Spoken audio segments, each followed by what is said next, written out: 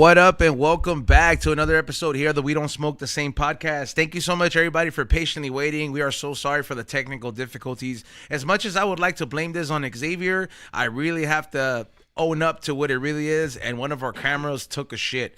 So if anybody knows a camera repair shop that goes into really detailed, I'm talking about you got an Indian guy in the back working on parts that you need permission from the company to open them up, but he knows how to fix them. Let me know. Barefoot too. I don't care if he's barefoot or not, as long as he fixes that port. So make sure you guys let us know about that. Before we continue on the show, I do want to say that this show is brought to you and sponsored by the one and only Slick Shots. Let me tell you, Slick Shots put in work. It's the one invention that you guys need to have a good time with your favorite alcoholic beverage anywhere you want to go at the price that you want. Go to slickshots.com with a Z. Go to Bevmo. Go to Total Wine. Go to Amazon. They now have the two-piece set that comes with the sealer and the bags. I was giving out Slick Shots yesterday at the LAFC game. Salute to Jay. He was enjoying them. He didn't want to drink tequila. I was like, I felt like I pulled out an implant, like a chick. I just went under my shirt, pulled it out like a little titty, and just threw it. I was like, here you go. I was like, yeah, body temperature. But yeah, but I was like, go get some ice. But yeah, slickshots.com. Make sure you guys check them out. Also, make sure you guys check out our second sponsor of the show, Mission Smog in the city of Riverside. If you guys need help passing a smog check, I'm talking about if you guys need help, like Xavier needs help becoming a citizen, they will guarantee that you will pass the smog check. So make sure you hit them up and let them know that you guys saw us on the We Don't Smoke the Same podcast.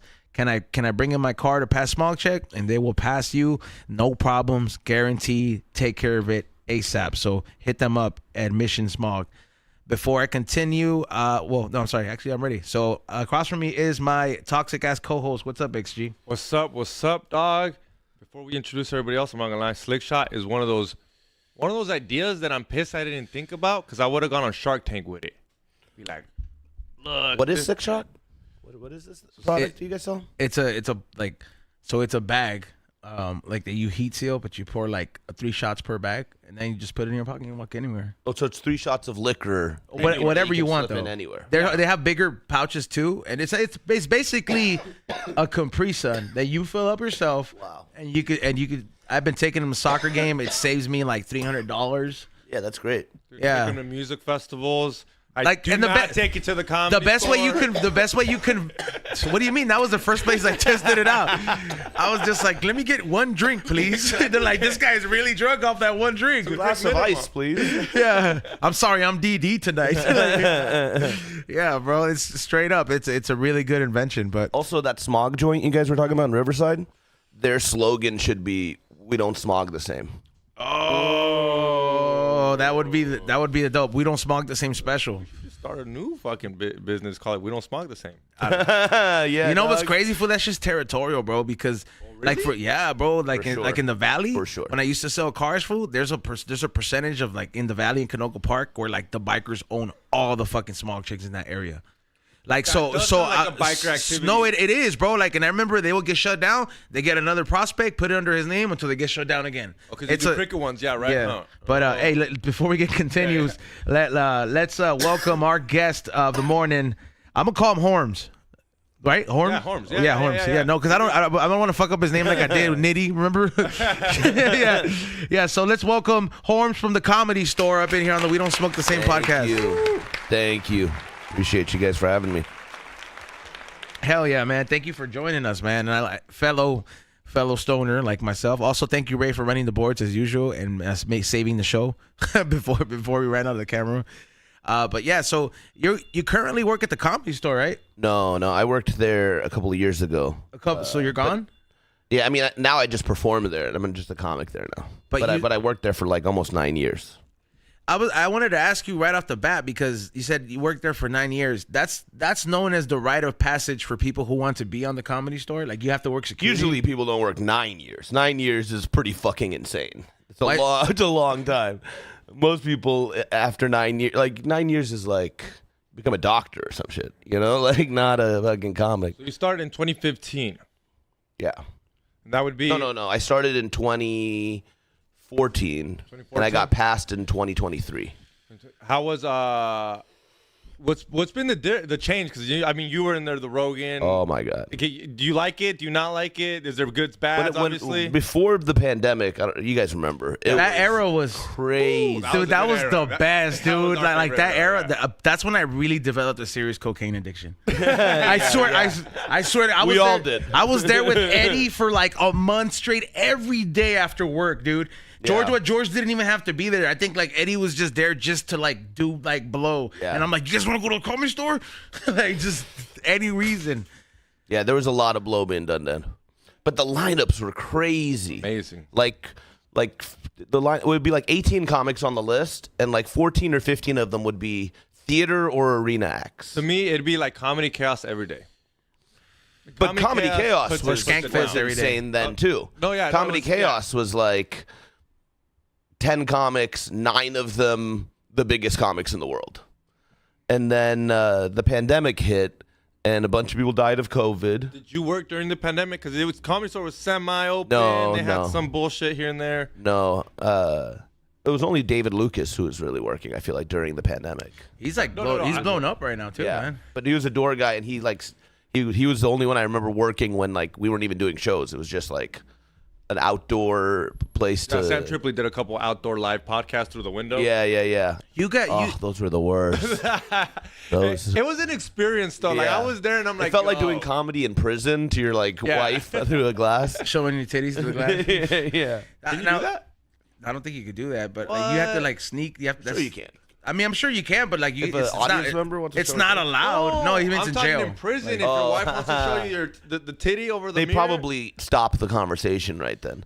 But you're allowed to have conjugal visits, though, right? You just if you're married. Yeah, I'll be married though. Can't have. So here's my question, because you said not everybody does 9 years, and you said at the time only David Lucas was there. Is he one of those people that did that long? No. He did a couple years. Why did you do 9 years? When I got hired, I was the first one hired by Adam, who's the talent coordinator now at the mothership. But so I was the first door guy, and then it just felt like the lineups were too packed. Like, where was I supposed to go? I'm like a nobody who's not a draw at all. Where was I supposed to go on that lineup? And honestly, if I'm just being 100 with you guys, like, we were making so much money during that era because people were throwing money at us to try to get better seats, closer seats, and all that shit. And I wasn't, and I was doing blow with all the other door guys. We were all fucking partying and shit. Like, I didn't have the same focus that I had after the pandemic. Like, then the pandemic hit, everything you love gets taken away from you. You're not able to do stand-up and all that shit anymore for a while. And then when it reopened, I like came back at stand-up with like a renewed sense of purpose, and like and also all these fucking big comics who were taking up 10 to 15 of the spots moved to Austin, New Jersey, Tennessee and shit, and it suddenly opened up room for a nobody like me to slide in and get that like late night spot. See, that's exactly what I figured had happened, and that's why there was a drastic change in the comedy scene, and like that opportunity that came up because I guess a unfortunate situation, like COVID. So it really let the people that have been putting in that work, like yourself, like, damn, 9 years is a lot for you to really take that chance that you've been kind of waiting for, and I feel there's a lot of people that were opportunistic about it and maybe didn't deserve it because they just got it based on numbers. And there's a lot of people like yourself that have put in that work and were seasoned to it. Like, you've been around so long where you're just like, all right, bro, now's the time. Here's the green light. If I don't take it now, I don't know if I'm going to get this chance to get again. Yeah. Honestly, I don't think I was working hard enough before, too. I think I was, like, partying too much. And I didn't really see a path because it was like, where was I supposed to go anyway? But I saw a lot of money that I could make, so I was just more focused on that. So then you brought that up. You brought the money. They're throwing money at you. So you're talking like Comedy Chaos, one of Joe Rogan's shows. Did someone come up to you and be like, yo, I got shitty seats. How much? What's the biggest tip? Well, what's the best offer you've got? Now they sell the booths themselves, right? But before, from Mitzi's era and until like pretty recently, the door guys would sell the booths, and you'd save those for people who and even like I remember Sam Tripoli used to not sell the booths. He would let us sell them. And then when the store was like, no, this is our new policy that we sell them. So even Comedy Chaos, we would. But that's why that's why they're never open. Because I remember before the pandemic, I would always ask you. You could just walk in there and sit down, bro. Yeah, I would ask, and they didn't care because they knew you. I would ask security. I'm like, hey, a couple of my friends are here. You think you can let them borrow the booth? And you'd be like, yeah, it's cool. I don't mind. Yeah. Now, especially if nobody's in it. Now, if nobody's already coming. Now I'll even tell them. I'm like, yo, Sam Tripoli's people, can they seat this booth? I'm like, nah, that one's already been sold. I'm like, yeah. We're like, what happened? Yeah. Like, hey, homies, no more. Yeah. Policy change. Yeah. Okay, that explains a lot. Yeah. But dude, like the most I ever got off one dude was it was an OR show and it was sold out, and he came up. This dude came up to me and he had the baddest bitch. Like this chick was in the Kid Ink music video for Time of Your Life, so I recognized her immediately, and she was with this little dweeby white dude. So I knew he had a lot of money. So he comes up. And he's like, hey, yeah, we don't have tickets. It's him, his girl, and another couple. They're like, we don't have tickets. I'm like, yeah, sorry, dog. It's sold out. And he just pulls out like $400 and just hands it to me. And I go, all right, come on, follow me. So I take him to some shitty seats. And he goes, oh, can we sit in those booths? I go, those are $200 a booth. I'm just like, he has so much money already. I'm like, the numbers are going to go up. Usually we would sell them for $40. Damn. In the OR, they're small. Yeah, they're little ones. They're little ones. So we'd be like, I'm like $200 a booth. Boom, he gives me another $400. And then two of his friends leave and he wants to get two more friends in. And I'm like, sure. I wasn't even going to charge him. He's already given me $800. I'm like, I love this guy. Gives me another $200. I made a G off one dude. Just one guy handed me $1,000 that night. You felt like a stripper? Fucking good, dude. But yeah. That's how fucking strippers must feel, bro. Dude, like, be like, here, you look good. Here's $100. You don't have to do shit. Like, yeah. No, it's better than being a stripper because strippers have to like do some gross shit. We just have to like let this guy try to flex for this chick, you know? I was gonna ask you. Sam Tripoli talks about like crazy, like boning chicks at the Comedy Store back. You ever get anything like that? Where you For did sure. you live those moments? Where yeah, For sure. Now you can't. I mean, now you look around. There's people everywhere. Oh, no, I mean, there's still places you can do that kind of shit. Oh, there is. But I've just been with my girl for like a decade now, so now I'm not doing that shit. The first time I got my dick sucked at the Comedy Store was I was just an open micer there, and thank you. Perfectly placed. That is perfectly fucking placed. And I had a great set, and this chick came up to me afterwards. She was like, "You were so funny." I was like, "Oh, thank you, whatever." And then she's like, "Hey, can I suck your dick?" And I'm like, "Yeah." so we go. You know how there's like that wall that separates Sacred Ground from the regular parking lot? So you have to walk through the whole club to get to Sacred Ground? Well, before that wall wasn't there. And so there was just cars that would park all along that whole driveway, all the way up into Sacred Ground. There'd be a car. like a great wall of cars. Yeah. And so I wasn't like, anybody there. I was just an open micer. So I just took her behind the van that has all the like names on it and shit, the Comedy Store van. And she sucked my dick there. And then people kept walking by, so I didn't even come or anything, but it was long enough. How do you end that dick sucking? You just tell her like, I gotta go. I was like, I gotta go on stage again. No, I didn't even have to go on stage again. It was just too many people were like walking by and seeing that I was there just getting my dick sucked. That eventually I was like, that's enough. Like like it was really more for the story than enough. Definitely. Yeah. I get what you mean. Yeah, I don't think like.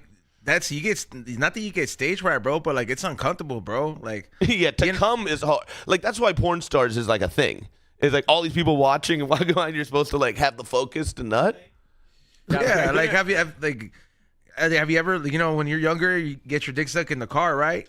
And then I remember like I was dating an older girl, bro, and I was like young, fool. I was like 17 or 18, still in high school, fool. This bitch had a car, and then like I just remember like I was getting head in the car, fool, and then like. It was the most like scary fucking thing when you see somebody like watching you like from afar, like, and then like your boner just like just goes down, bro. Like when you like, and you already know you're in public space. You're parked somewhere, but the fact everything changes when you have an audience, bro. Yeah. So like the moment I remember like looking back and I was like, oh shit, there's a dude watching, and then you're just like you get all embarrassed, bro. That's shame, dude. You ever experienced that experience? It was like, I don't have shame. What do you mean all the time? Have you ever gotten caught like that though? Or like at the park, which in the car? No, bro. I don't do that shit. I'm illegal. Last thing I need is a fucking, some sexual predator or some shit. Yeah, you can get in real trouble. If you're by a school, trouble. if you're by a school, you can get in trouble for some like. I mean, when you're young, stupid. I mean, there's no reason you're in your 30s. You should be going to the park to finger bang somebody, bro. There should be an age limit where like up until 19, you know. You should be allowed to fuck in your car. No, I think if you can prove that you live at your mom's like the house, cops. if you can prove you live at your mom's house. Yeah, you're not. You should because you should. There's like you have to become like a sexual predator then if you get caught. Like, right? Yeah, you do. If it's like, like public exposure and indecent exposure. Is it? I don't know. I don't know how. Yeah, I think it's either indecent exposure or something like that. But like you technically you get the same thing as that rapper designer guy. But that chick who sucked my dick. Years later, I'm more in at the store now. I'm hanging out in the main room, green room, with like some other comics, right?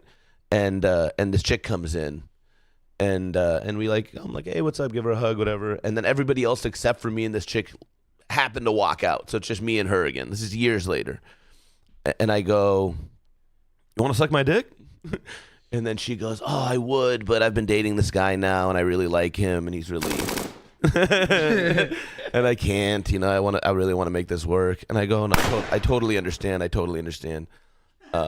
was just thinking, you know, you're at the world famous comedy store, and maybe you want to make a memory that lasts forever.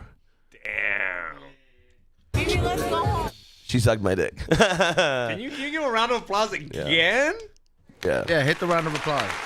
That was a fucking great. And that's the comedy store assist, dude. I'm like, you want to make a memory that lasts forever? Did she watch the show again? I hope so. No, I'm saying she comes around occasionally. I've met her boyfriend. Did you ask him if he wanted to have a memorable moment? No. I have a question. And I think you killed, and I think it's something about you. But any chance she was a chuckle fucker? Oh, she is for sure. Oh, no. she is for sure. Yeah. She's a huge chuckle fucker. Is that okay? So like you have worked in the store for that long. Like how is that you guys know there's a like everybody knows it's like that chick fucks all the comics. I mean the girls even say it. Oh, like just the girls will tell you. Like I don't fuck any of them anymore because I've been with my girl. I'm like loyal to my girl. But like the girls will tell you like, oh yeah, I'll fuck all these guys. Like they're free about being sluts, and you know it's like cool, great. That sounds like you're just playing hot potato. Yeah. That's crazy, bro. Here you go, and you guys all know. Like you guys all know y'all playing hot potato. Yeah. And you kind of like just fuck. What's gross is like, I mean, like I hate condoms. I hate condoms, dog. It's like sex is like the best thing, and then you fucking put a bag on it. It's just like, and that's part of it too. It's like with a girl, like if you're like in a committed relationship, you don't have to wear condoms. But if you're like, I mean, I know some dirty ass motherfuckers who don't wear condoms and fuck a lot too. Yeah, see, that's what I'm saying, bro. Like you could end up with some shit and you don't even know. That's what I'm saying. Remember what I told you, Xavier? That dormant. Fucking shit, them shits be asleep in your body till it's like, what's up, bitch? You're 60 now. Or 60. imagine fucking knocking up a chuckle fucker. Yeah, Xavier, do you know anybody like that? No. Of course not. Yeah, but that's fucking crazy though, man. Like you're right though. Imagine knocking them up because, and then like you knock her up, she has a chuckle fucker baby, and then she goes to fuck more comics. Cause like, do you think that addiction stops? You don't stop being a fucking comic whore. Yeah, probably not. But the question about that is, do you really think it's just they really love comics? You really think they love a laugh? Like, I just love funny goofs. Dog, what's a groupie? They love music. No, I don't know. I think they're trying to get famous. It's a comedy I think the groupie's groupie. trying to get famous. No, they just want to have. They just want to be on tour. On musical tour bus. They dick want to get on inside tour of them. bus. They want to be on tour bus. I think they just want to be able to tell when they're old. They want to be able to tell somebody, I fucked Mick Jagger. You know, it's like, I don't know. It's collecting. It's like there's all those Funko dolls. Each of those, it's like sucking each celebrity's dick is a Funko doll. So you think one day, some girl's gonna be like, oh my God, look, it's Hormoz on Netflix. I sucked that guy's dick at the comedy store, not Knock once, on but wood. twice. That's the goal. Hell yeah, dude. Hell yeah. That's some hella dedication. Hopefully there's a girl who's like, oh, we don't smoke the same. I sucked that guy's dick. He rolls the perfect joints There's in front of her man. She don't even care, bro. These bitches don't care at that point. It was the old me. there's a Dude, girl. there's so many cucks out here too now. It's fucking gross, dude. Dude, there's a girl out there be like, I went to a rave with Xavier, but I don't remember a lot of it. Oh, I'd say LAFC games, but you've only taken your lady. I said he's only taking his lady. So I was like, I can't even say that. I tried to think of one. I was like, what am I gonna say? Can't say that, bro. Oh, that's B-Real's son. I boned him back in the early 2000s. Nah, they're gonna think that, be like, yo, I boned what I thought was B-Real son, but then I found out that he was Even better, nah, stupid bitch. be fake. yeah, bro. B-Real said it was his son. It's like, yeah, he says it on the podcast. Hey, remember, we get to go to the field because of that shit. Oh, that was great, dude. I played soccer my whole life, and I never got to step on a real field. And the only thing that got me there was fucking smoking weed. That's so tight. Yeah, literally, I've always wanted to step on a real soccer field. Obviously, no reason. Don't know nobody. Literally, be real. Hanging out with be real. Like, you want to go downstairs? I called my dad. I was like, look what it took. Yeah, you know, that's how I know he's real fucking paisa, bro. He literally, the first thing he does out of his drunkenness is FaceTime his dad. Look where I'm at in the soccer field.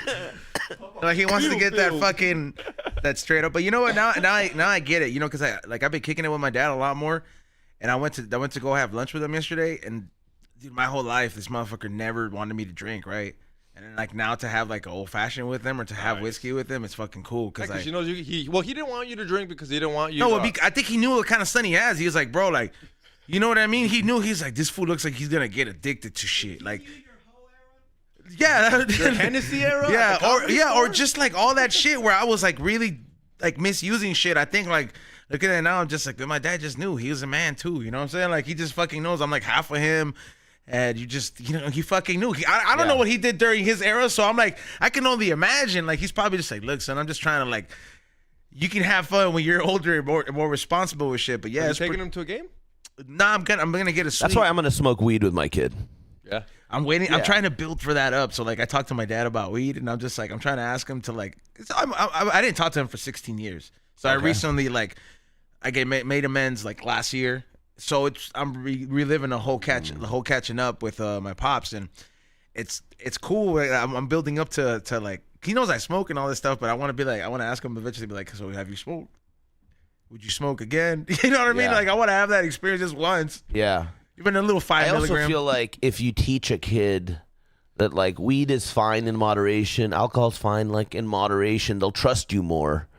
And then, like, not fuck with fentanyl and shit when you tell them not to. That's my argument, and that's the problem with DARE. DARE program, yeah. They tell you it's all bad, it's all horrible. Yeah. Then you try weed, and you're like, well, this is good. How do I know they're not lying? I'll tweak. Well, no, you got to tell them that there's, like, exactly. really, really bad ones. There's the ones that you can mess around on the weekends. Yeah. Obviously. I think lying about weed is the gateway drug. Yeah. Lying about weed makes you be like, I don't believe anything you say. I'm going to try everything and decide for myself. Yeah. And then some people fall out. Yeah. Yeah, that's true. When you tell somebody to stay away from something like that, because weed is the intro high. I think that's when you make the decision of whether you're going to like chasing a high or the feeling of a recreational high over not being high. You get what I'm saying? Because, like you said, I can see it being a gateway because some people might try it and be like, all right, when I'm over this, what else is next? As the curiosity will go in the human mind. But then there's also some people that I know that, like the guy that does my taxes, he's like, man, you always come in here smelling like bud. And I'm just like, yeah, bro. I was like, it's kind of like my job.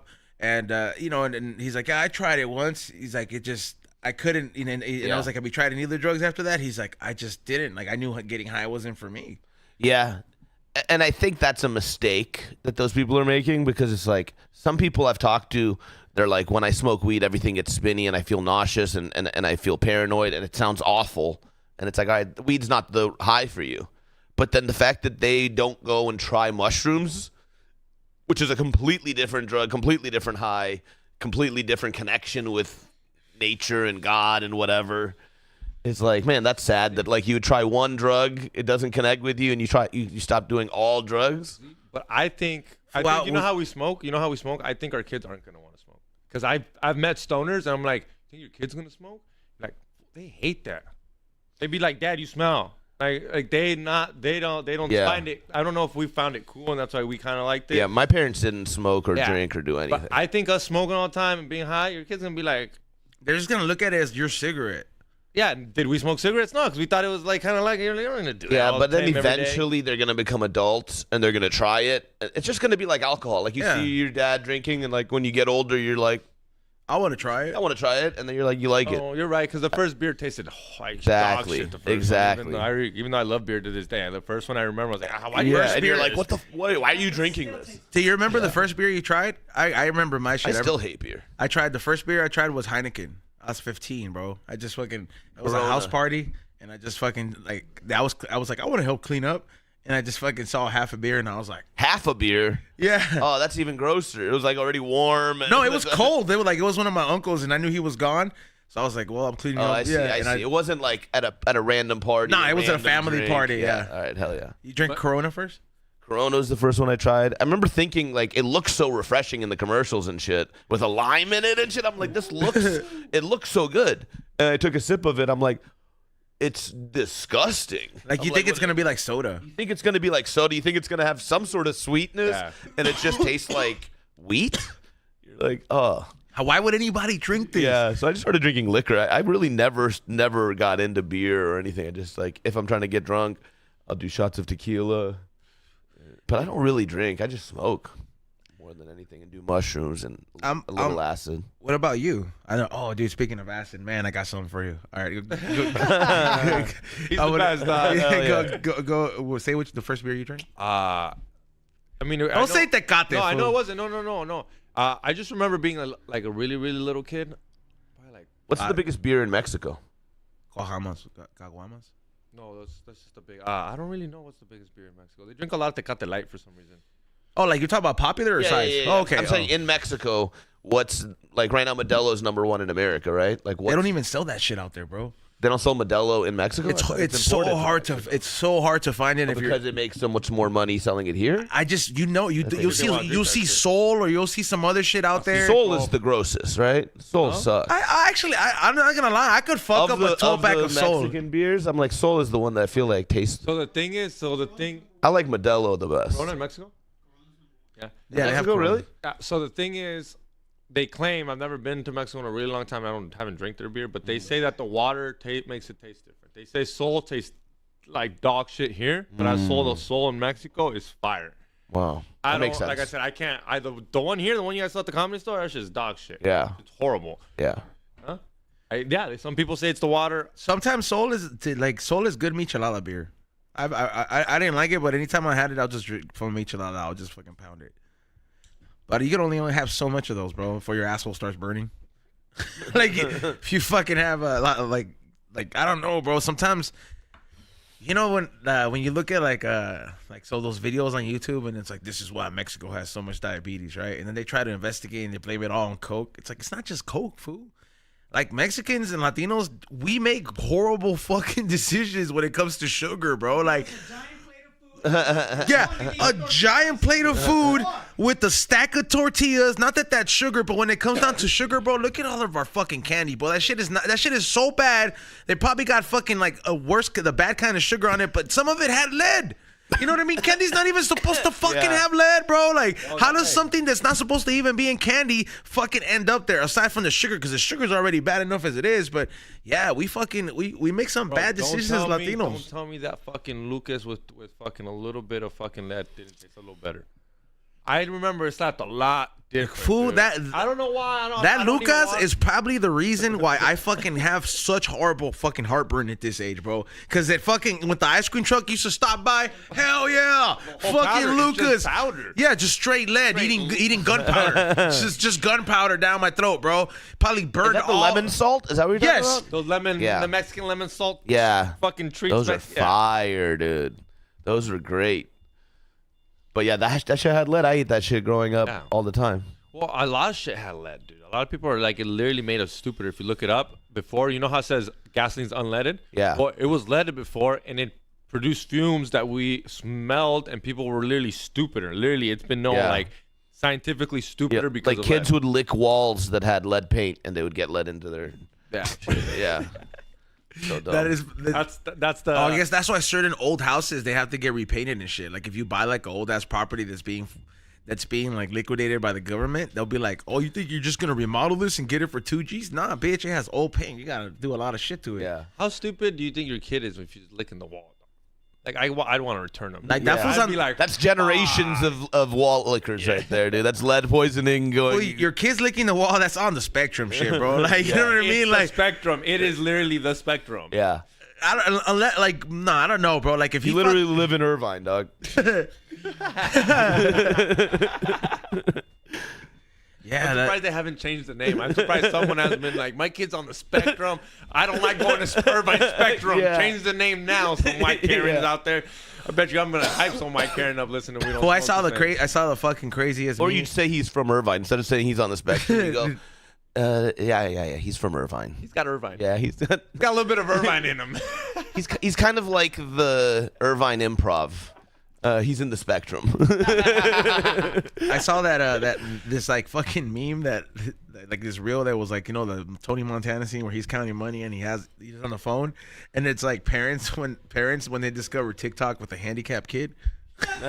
And I just like I couldn't help laughing because like when I did download TikTok to one time, So and I'm just funny, like yeah. I saw so many fucking like autism pages, and I was just like, bro, this is like he's gotta be in a wheelchair or more, bro, for me to have I like don't even look at the autism pages. Like, but there's some cute ass little kids who are all crippled and like deformed, but they live life to the fullest. Like, Yeah. they're so happy. Oh, you give dude. me a crippled kid who's stoked to be alive. I'm there. And I'll watch him just smile and open up presents and eat candy all day, dude. Give him a puppy. It's a serious thing, bro. Yeah. Like parents, like they'll like if they're like, oh man, like there's no more like, oh shit, my kid's handicapped. They're like, holy shit, we're about to blow up on TikTok. Yeah. Yeah, bro. That's how. You gotta have a cute handicap though. If he's like, he can't make you feel bad looking at him. Yeah, like he can't be like shit. This one barely made it out alive. Yeah, What if exactly. your kids start doing stand up? What if my kids want to do stand up? What if your kid's handicapped and just stand up like you seen them? There's a couple comedians. Yeah. out there, Like the South Jared- Park kid, like Jimmy? Jared, like Like- Jared, like Nathan. Is his name Jared? Yeah. Yeah, I mean, whatever they want to do, I don't care. Bro, I'd be so like I'd be at the I'm like, bro, you're gonna get roasted, but I mean, it's life. At that point, bro. Okay, first of all, I Like, think you're gonna get roasted no matter what. like I think Like, at some point, bro, when you become give a fuck. conscious, if you're handicapped, bro, that realization comes to you like a fat person, like a fat kid. You know what I mean? Like you're literally know it's like they're gonna call you fat ass, bro. That's just the way it is. Yeah. And then once you pass that, it doesn't like I feel like not that they get seasoned to it, but you kind of learn at a younger age that the world will fucking hurt a lot more than it needs to. Right. If you're a little different. Like if you're fucking handicapped, bro, best believe that like these motherfuckers know you're being fake sympathetic. These motherfuckers know you make handicap jokes, bro. You think of the handicapped motherfuckers that would show up to the show and be like, I know the shit you say, E-Zone, all the fucking time, bro. Like there's people that fucking watch the show and they have autism kids, bro, but they know that we're not coming from that time, you know? some people are hypocrites though. Like some people will like come to your show and they'll laugh at you making fun of autism, but if you say Down syndrome, they're like, hey, my son's got Down syndrome. And it's like, dog, like, but you're okay with autism being made fun of? Like, you don't think those parents feel anything? You yeah, don't it's think like they were like, oh. is it an all or nothing? Shouldn't it be? I don't know. I hate hypocrites. Yeah, you gotta Well, laugh I mean, at if you everybody. if you go to a comedy show and you get offended technically almost by anything, you're a hypocrite. Yeah, were you're a really fucking laughing at other loser, shit. dude. There's a couple things like I don't like pedal jokes. And it's hard for me to laugh, but I still laugh sometimes. But Yeah. it's just it is what it is. It's Yeah. the only ones where sometimes I'm like, and sometimes you're like, fuck, that was funny. We Yeah. have our homie. We know Jason Rouse got some great Yeah. fucking jokes. Where you're like, Yeah, I've got like a damn. great 5 minutes of pedophile jokes right now It's- that are murdering. They're doing really good. Just They kill They it, kill, literally. dog. yeah, a lot of foods. Did you see that clip of that guy who was making like some of those jokes like I think he was talking about some kids, like some guy's kid online, right? And he like reposted it, and then the guy went to a stand-up show and fucked him up on stage. What? Yeah, there's footage of this shit, bro. Like you that's just fuck him up. You just no, they gave him a 1-2. Dude, he gave him like 4 or 5 solid punches to the face because the guy was like out covering himself while he was on stage, and the guy came up. He was like, "You want to talk about fucking my son?"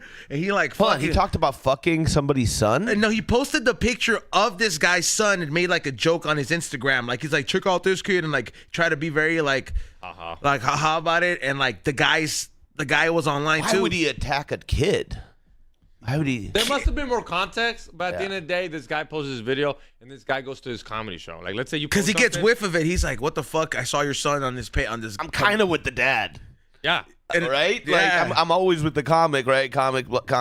But if this kid's underage and you're posting shit about fucking an underage guy, Like, even, like, I don't it's know what the context is, but context, montext. Honestly, he doesn't even have to say he's doing anything to the kid. You post my you post my kid's face on your Instagram. Yeah, that is that's insane. enough. Hey, the dad was kind of yoked though too, man. Yeah. I gotta pull up to your fucking house. Yeah. The dad was kind of jacked, bro. You could tell that fool like does construction or some shit, bro. Yeah. Like he came up there, like you could tell he's like, he's gonna grow up to raise a solid piece of functioning in society, bro. Like his kid's gonna be all right, bro. Yeah.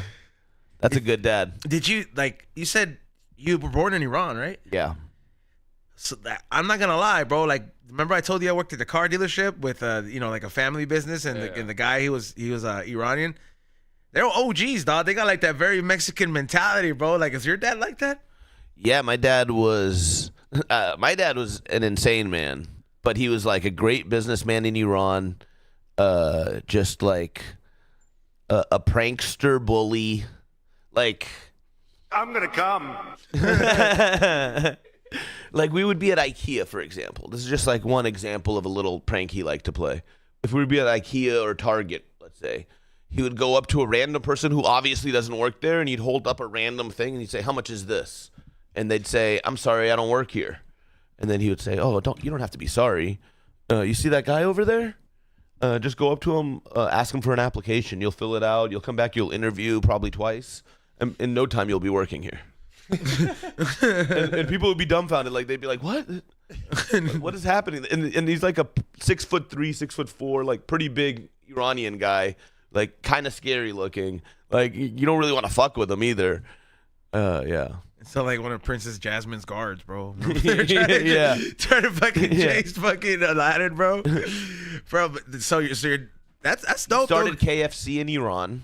What? Like, so KFC didn't exist in Iran in the 1970s, and he came to America for college, loved KFC, and saw that like there was like a fake version of, or like, there's like burger places and stuff like that, but he's like, there's no place that does like fried chicken like that. There's no franchise of little random spots. And he's like the way they do it in the deep fryer, that's like with the pressure or whatever. He's like, I could do that in Iran. So he just opened up Kentucky Fried Chicken there. I'm not like, but I do a franchise through. No, he just made it. He's like, I'm in Iran. They're in America. What are they gonna do to me? And you called it Kentucky. And he called it Kentucky Fried Chicken. Yo, And he I thought he bought a franchise. No, I know. no. I thought he hit up a fucking the colonel, and he's like, "Yo, No, we can no. blow up in Iran. No, Can I get the permit?" did it still have the colonel and everything? I think he used all of their pictures and stuff. Can I get a round of applause for that one too? Dog? That's gangster. And he said he got right there. cease and desists. Like, they were trying to stop him, but he was like, I'm in Iran. What are you gonna do? Like, we don't have relationships like that where you can come stop me. Yeah. Dude. Oh, He was crazy. He could have picked anything at that point. He picked KFC. He's like, That's why- let's give these I bet you people that shit was fucking- better though, bro. It was like no GMO chicken. No, it was for sure like Iranian fried chicken. It was like probably instead of like the 12 herbs and spices, it was probably like 5 or 6 with somar. Hey, I don't know. I've never been to Iran, but your dad might have introduced mashed potatoes to these guys. To Iranians? Yeah. I don't know. Like, Fool, Maybe. I anybody don't can know. smash potatoes. I don't know. fool. Mashed potatoes, I feel like were like started by the Maybe. French. I don't know. You're and, right. and Iranians already fuck with French food a lot. But yeah, he was fucking crazy, man. Is a KFC still around? I mean, I think somebody else probably runs the fake KFC in Iran now because he's dead now. But also like we moved to America for like for decades and decades. How long was the KFC there before you moved out? you here? saw it? Like, you were. No. I was born in '82, and we left in '84. my guess is he went to college in like 73, 71. I bet it was like 76, 77, somewhere in that range probably. That's so funny. Yeah. Damn, dude, he just straight like. Oh, they do that. I don't know if Mexico's doing that though. I was gonna consider later. Mexico has been doing that shit as of recently, bro. They have a fake In-N-Out out there. I just saw that. Like they have a fake they have another franchise. They have a fake Bradley's or something like that. I've seen a few that they're just copying franchise. rallies. trying to copy rallies. Yeah, like Dude, that fake In-N-Out looks fucking. And they got bacon at the fake In-N-Out. Well, I mean, yeah, they have and they made a video about it. Like talk about it's like, oh, we use better ingredients. Like it's Mexican, like I guess like ground beef and all this stuff, and they added extra stuff to the In-N-Out menu. So and they have a fake. Other countries are making a fake Costco. My thing is, why are they sleeping on it? Why doesn't In-N-Out want to open an In-N-Out in Mexico? Like, why wouldn't want they? It that bad? Why aren't they on the East Coast? Because it's not El Salvador, bro. They don't want to go to Mexico. It's like they say it's like they got to build a distribution center so they could do fresh meat and stuff everywhere they go. Okay, do it. You're going to make so much money on the East Coast. You're going to make so much money in Canada. You're going to make so much money in Mexico. Dude, Mexico City, I went last year. 23 million people live in one city. 3 New York cities packed into one city. You hear that, Izon? Nobody fucking even talks about that shit. I know that sounds. No, it's dope though. It's beautiful. Go like for stand up? No, I went just for my buddy's birthday. Okay, dope. And how? I mean, I've never been. I mean, I know it's huge. Though. I mean, the only thing when I think about El DF, Mexico City, I think of that movie Man on Fire. Yeah.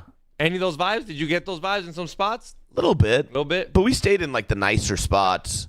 The park was really nice. That's where I went and got weed actually, because I remember I was like, I got to Mexico City, looked it up, and I was like, it's like pretty much legal there. And I was like, all right. And they were like, but it's hard to find weed other than this tent that sets up in the park in Mexico City. So we just went, and then you go up, and they're like, oh, no, it's not for sale. But these are this much donation. These are this much donation. And I'm like, all right, here. And I just bought so much weed. Fire? Anything good? All right? Decent? The worst weed that I've ever smoked in my life. Damn. Full of seeds, tasted like garbage. I rolled a joint and was like, could barely like enjoy it. Not zero enjoyment. Could barely like swallow it. So then went and had to Google where I could find blunts and just bought a bunch of blunts. and then it made it more bearable because you at least taste the tobacco. But no, it was so bad. There's good weed out there, bro, but it's just like you got to know the right foods. I think I saw it.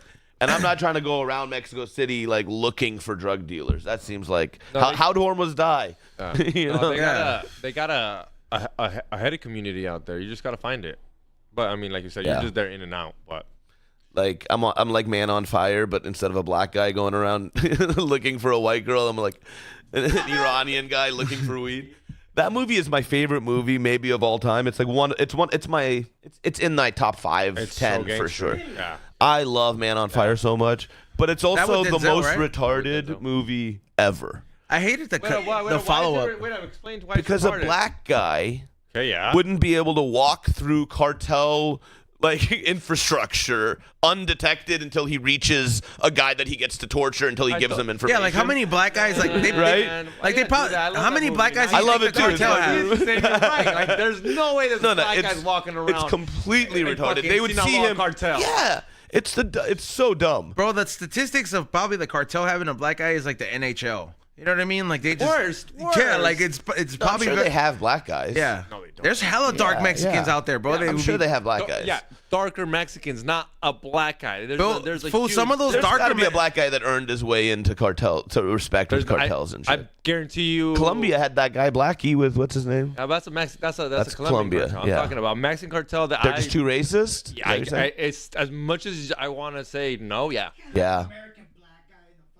Not American, no, but Mexican. They're all light skinned. They all look kind of like conquistadors. Yeah. Chapo. Wow. Mayo's kind of dark. The Chapito sons. So what happened with Mayo getting tricked and like being brought to Texas? Oh. Should we not talk about it? Is it bad to talk about it on the phone? Bro, that's crazy. Did you hear how they call it? Oh, I actually was gonna ask you about that. I didn't look into none of that. Oh, bro. So word on the street or word on Fox News or something like that. YouTube. Or YouTube. A lot of YouTube. I guess Chapo's son, the one that they tried to catch in Sinaloa, but they had to let go because shit got crazy. Well, That should be a movie. Yeah. So I guess he convinced El Mao Zambada to get on a plane to go look at some properties. And when they were mid-plane, Chapito's son asked the fucking flight attendant or the pilot to Go to Texas. land it, and that shit landed in Texas. Fucking DA came up, got those fools, FBI. So I think El Chapito snitched out and said, "Yo, Allegedly. I'll snitch out and let me live. Let me come out eventually. Let's do a plea deal. I'm 30 years old. 30 years old. Can I come out when I'm 45? Fuck What do you off. want? We want the big Fuck boy. off. The big boy. Crazy. So they said I that think that's fool what happened. because that fool was wanted for like years, right? He don't even look like. The picture they were showing us was always an old. Hey, is that the fool that killed the Fed? No, that's not the goal. That's Carillo Quintero guy. Oh, okay. No, the guy that disappears. El Señor de los Cielos. Yeah. People must be hella upset in Mexico. Because if I know one thing about Mexicans, you guys love mayo. Put that shit on everything, dude. No, but Mexican mayo hits different, though, too. There's like more lime in it or something. Like Mexican mayo tastes better. you know what's crazy though? They What? fucked up. They always think that capturing the big boy is good. You just became a vacuum. Now everybody wants territory. Right. Everyone wants that property. You just created havoc in Mexico. You leave one guy run that shit. No, it's obvious. The solution to ending the drug problems Legalize is all of it. legalizing all the drugs. Yeah. I don't think that's gonna. But then, how do you prevent stuff like Portland, bro? Like how that's happening, bro. Like their shit, they let it happen for like 5 years, and then like now they're in such a big crisis. That's decriminalizing all the drugs. I'm talking about legalizing all the drugs. So decriminalizing is saying drugs are still illegal, but if you want to do drugs and you want to find a way to find it yourself, you can do it. So that creates drug addicts and places where everything's fucked up. I'm saying you do what like Portugal did, and you legalize all the drugs, and you have it so that like if an adult wants to go buy cocaine from the pharmacy, they can go buy the best, perfectly quality cocaine and know what they're getting and live their lives like anybody else, and they don't have to go buy it from a drug dealer. They don't have to. Nobody's going to jail for it. But you can still go to jail. But you don't go For, to like, jail. public intoxication and shit. Yeah, you don't go to jail for doing the drug. You can go to the jail for the crime you did on the Yeah, drug. for the behavior. Yeah. Yeah, exactly. You And can that's do what it coke. should if you be. can do coke and sit at your house all day. Yeah, great. Fix a computer. Great. Great, It's yeah. the second you go coke and you hit your wife when now Yeah. that's a problem. And it shouldn't even be because you were on coke. It's because you hit your fucking wife. Right. Damn, that's great. Didn't it? But has that worked out for Portugal? I think so. I think their drug rates Amsterdam, yeah. way lower. I think Portugal's the one that like legalized like heroin and all that shit too. To be honest with And you. and I think that it actually they spent that money on treatment because people don't want to be drug addicts and shit, and they actually worked. Somebody said Iran should legalize women's bare ankles. I mean, what are the laws? I mean, yeah, we brought that up. Is how crazy are the laws out there? Are they insane? Where In you're like, Iran? Yeah. Oh yeah, no alcohol. For real? Yeah, so people people have house parties where they make their own alcohol or shit or sneak in alcohol from other countries, and then like if you get caught, like you're like dumping that shit like it's cocaine into the For liquor, for a beer. for beer, yeah. Wine. Even wine. Like, Yeah. what if you're Catholic, Zero you're not alcohol, allowed to- Muslim you're not country. allowed to No. drink the blood of Christ. Muslim country. They don't give a fuck about you Catholic. Yeah. Even for religious Yeah, purposes. for you Yeah. get smoked out there. I mean, honestly, I don't know. Maybe there's some exceptions Yeah, for, well, you were for there. I religious mean, obviously, purposes. you're telling me when you were there. Those were the But I mean, I was 2 when we left, or 2.5 when we left. So it's like I really don't remember They the getting culture. crazy during that time? Wasn't there like war? Like The revolution was 79. I was born in 82, and we were right after 79 until like I think like 87. There was a war with Iraq, and that's why we moved really because we were rich in Iran. My parents would have stayed. oh yeah, you guys had KFC, KFC dog. money, Come on. dog. Yeah, Colonel money, dog. But then my about to get brothers were slaves. teenagers, and my family was like, we can't let them die in a fucking shitty war with Iraq. So that's really why we left. So if it wasn't for, it's so weird, like to think like, because it's like living in California, like being a comedian in LA, like it's literally the funnest life you could like fucking imagine, right? Like we party like constantly. We're smoking in the morning, gonna go do stand. It's like literally it's like a dream come true, but like one little decision by in Iran different by my ancestors and shit, I could still be in Iran, and that's a whole different life, dog. Like. You could have gone to war, survived it, came back, had to be the manager at KFC. Right? Bro, like, you could have not been where you're at right now, dog. Never smoked weed. Dog, this I get what he's saying, bro. Like, this is why parents always stress it out whenever you're growing up. If you have immigrant parents, like especially if you're Latino, like you've heard that speech. They're just like, I'm gonna take you back to my home country and show you where the fuck I came from. Because to them, just being alive in America and being able to have a fridge full of shit and not everything being blown up and not have a civil war happen and all this shit is just enough for them to wake up happy. And the reason we fucking look at things different is because we didn't have to go through that shit. Granted, if we were to have to face that kind of adversity or something like that, we wouldn't be trying to pursue so much. You would just not that it's bad to not pursue, like, you know, to have that initiative, but it's just different, bro. That's why it's very important for your But my family's like almost the opposite of that, but the same kind of sentiment. It's like it wasn't like they were in a war-torn country that like food they wasn't able to get food. They were in like a country that was in a war and they had hella food and servants and shit and all that. Like it's like, dude, like here's a fucking wild story that my brother once told me. He was getting a ride from like the chauffeur to school, and he was just being a piece of shit, he said. And so he was just like annoying the chauffeur, and he said the chauffeur turned around and smacked him. And then he went into school crying, and he came home and he was like kind of upset. And then he told my dad that the chauffeur hit him. He said my dad and my uncle walked towards the chauffeur the next day. He saw them holding bricks. And then he said that the chauffeur came back bloodied as fuck, kissing his foot and apologizing to him for hitting him and shit. Whoa. And he was like, yeah. I was like, damn. Damn, dude. Did your brother feel bad? Did the guy give him an ass whooping or he just smacked him? No, he just smacked him. But I think my dad was like maybe like a family member adult can smack you, but like a servant isn't gonna hit my kid. It's like peasant shit. It's like if a homeless person touched your kid, you're gonna sock that fool. Yeah, I think it was more that. Nah, if a homeless person touches my kid, I'm gonna sock him. I'm not gonna go and ask why you touch it. They left behind like opulence so that their kids wouldn't have to go fight in a war. Whereas, like, most immigrants leave war so that their kids could have a chance at opulence. Damn, that is true, because that's a hard choice to like make. Fool. It's like, you know, the homies, like their family is from, you know, the place that's getting bombed right now, dog, and Gaza. They're pretty well off, dog. Out in that country, like and for them to be like, fuck, we really have to give all this up and like get the fuck out of here because shit's going bad.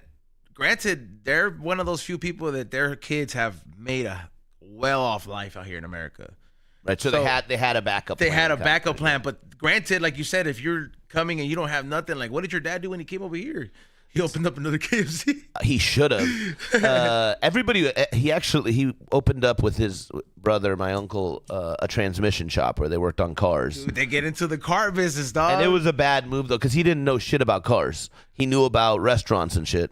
And everybody told him he should have opened up, like, Subways and whatever, some other sandwich joint. And they were like, you can easily run this. It's the same thing. It's just selling food, blah, blah, blah. But he listened to my uncle, and then they were just bad at fixing cars. They got sued hella times for, like, doing a bad job of fixing cars and shit. Yeah. Yeah, just straight up fucking people's cars up. Sounds straight like Glendale. And then he switched to a juice bar after, like... What year? Like, the juice bars? 1996, probably 5. Oh, that's the economy's doing great at that time. Foods are fit. There's not that much plastic in our food. What was that movie? And we sold creatine there too. Baywatch was killing it. Yeah. Yeah, kind of. There was that Baywatch. health. I remember watching Baywatch, like little maniac. That health kick was popping at that time, bro. Yeah. So what was the juice bar called? He's like, it was just Family Nutrition Center is what it was called, and it was inside. Remember when 24 Hour Fitness was Family Fitness? Yeah. Yeah. So it was a Family Fitness, and there was 2 Family Fitnesses, and he had the juice bars inside of them in Anaheim and in Yorba Linda. Did your dad have like that heavy, that Persian accent? Yeah. Yeah. Yeah. Where they take certain words. He was like, that is a silver computer. Yeah. And I'm just like, dude, that is Fuck you. Yeah, just. Oh man, he would curse out people too. Like if somebody there's like people who would go to the gym but would never buy shit from the juice bar. And so if they dude, ever ask for anything, fuck you. Like he's just ready to yell at him. Like a guy was on the phone and we were all watching the Olympics or some shit like or NBA finals or some shit, and everybody's gathered around this TV, like everybody's excited watching this TV, and he asked if we could turn it down, and my dad was like, and then he yelled at him, fuck you, and then he turns to me and goes, this guy's never bought a thing, and he wants me to turn down the volume. I'm like, dude, that is one thing that the owner of the car dealership would take. He's like, motherfucker, waste my time, buy no car. Yeah, and I'm just like, bro, like he had bad credit. What did you want him to do? Like, then you're gonna be bitching about him not paying it, dude. It's just, yeah, he would just be like, but they do value your business when you like buy something though. Yeah. Motherfuckers are grateful, dog. Your dad has like old school. He fed the pigeons Iranians too. are just salesmen too. Yeah, they're good business people, dog. My brother he's a doctor now. This is actually after high school. He was working at Joe McPherson Chevy, which is now I think Human Chevy. And my brother's name is Human, coincidentally. First name? First name Human. Ben and Hormoz. Human, Hormoz, Hirbud, and Halle. Oh, that's great. It's like I think it's a Middle Eastern thing to like do all the same letter because it's like Kim, Khloe, Courtney. Yeah, the Kardashians did that too. I think it's like a Middle That's Eastern. weird. My dad did the same thing with his name. Yeah, with me and my Yeah. brothers are all E's. Yeah. But so my brother was making hundreds of thousands out of high school working at the car dealership. Shredded. He was like, he'd lift weights, fucking had like, I remember he would have like really cute girlfriends and she was like fucking bawling. My dad stopped talking to him. He was like, we didn't come to this country for you to be a car salesman. And then, and he just shunned my oldest brother. For like a year, they didn't talk, I feel Great like. job. I mean, in general, I mean, not like a girl. Like, Great job. I wouldn't consider, yeah. Great job. He looked at it like Kim Jong with his brother. You love the Western lifestyle too much. He didn't talk to him. A year later, my brother goes, I quit my job. I'm going back to school. I'll be a doctor like you want. And now he's a doctor. Holy and shit. I think he likes it. He's actually like a genius. He's a physician? He's a physician. He's actually like a genius. He's like more than just, he's not, I don't think he's not good bedside manner. Like he's not good at patient stuff, but he works on like cancer research stuff and he's legit a genius. He shouldn't have been a car dealer. Guy, my dad did a good job of pushing your dad him towards knew. that. And actually, he knew. shout out to your dad knowing you don't gotta sit here and be a car But I salesman. do think that if he was a car dealer, he would have less health problems. He would be less fat, and he would be in better shape, and he'd probably have the same amount, if not more, money, because he makes really good money as a doctor. It but was a lot. and I bet he's paid that off by now. Okay, that's what's up. But still, for the amount of work that he does and had to do to become where he is, he wouldn't have had to do any of that. He was just an amazing salesman. And I actually have a Gucci watch that he got for being one of the top 10 salesmen in the country. And he just gave it to me. It's like, he just fucking was like, here you go, bro. Yeah. I never wear it. It's like not me at all. But Yeah, that is very true, bro. Like Iranian fools or they're like Persian fools, they're hella hard workers, dog. They're good business people, dog. That fools, I learned so much game from working my time with Max, dog. Like, you know why he did it? Cause and I remember it because he gave me a shot when I got that job. I remember I was like, hey, look, man, I'm a salesman. I could do this, but like I'm going to college. And I was like, I'm just trying to, and then he's like, can you work with me? He's like, bro, just keep a certain amount of sales. Gave me my office and give like literally there's no sales job that would fucking let you sell cars and go to school on the same schedule. Like be like, I'm gonna do 6 hours of school and then come back and I'll be doing homework sometimes, in between. the thing is, if you're good at sales, you can just come do it for a couple hours. Yeah. It's all about commission. And he's making money off you too, making commissions. It's like, it makes sense.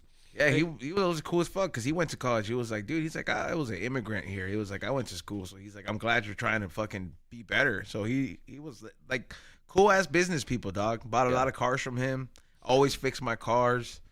I also think all the Iranians who are here, like, were the ones that were able to be like sneaky and negotiating and, you know, like conniving enough to get out of Iran.